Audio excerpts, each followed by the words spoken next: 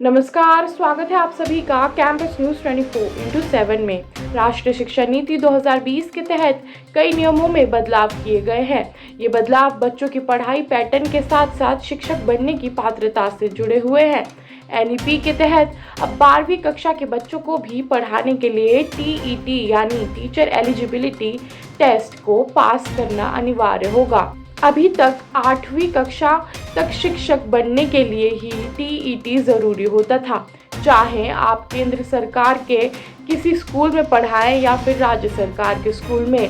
कक्षा 8वीं तक पढ़ाने के लिए टीईटी जरूरी होता था, लेकिन अब से इसे 9वीं से लेकर 12वीं कक्षा तक लागू किया जाएगा। जैसा कि आप जानते हैं कि सेंट्रल लेवल पर शिक्षकों की पात्रता के लिए सीटीईटी यानी केंद्रीय शिक्षक पात्रता परीक्षा सीटीईटी आयोजित की जाती है। सीटीईटी स्कोर उम्र भर के लिए मान्य होता है। सीटीईटी की तर्ज पर टीईटी को भी उम्र भर के लिए मान्य करने की योजना है। बता दें कि देश के कई राज्यों में अभी भी टीईटी परीक्षा का पेपर एक पहली कक्षा से 5वीं तक और दूसरा पेपर 6ठी से 8वीं कक्षा तक के छात्रों को पढ़ाने के लिए होता है, लेकिन जल्द ही 12वीं कक्षा तक टीईटी का नियम सभी राज्यों में लागू किया जाएगा।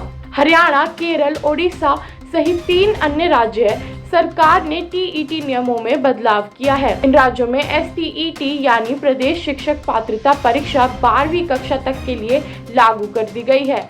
जल्द ही 12वीं कक्षा तक टीईटी का नियम सभी राज्यों में लागू किया जाएगा। देश और दुनिया से जुड़ी ऐसी ही और भी प्रमुख जानकारी के लिए देखते रहिए कैंपस न्यूज़ 24/7।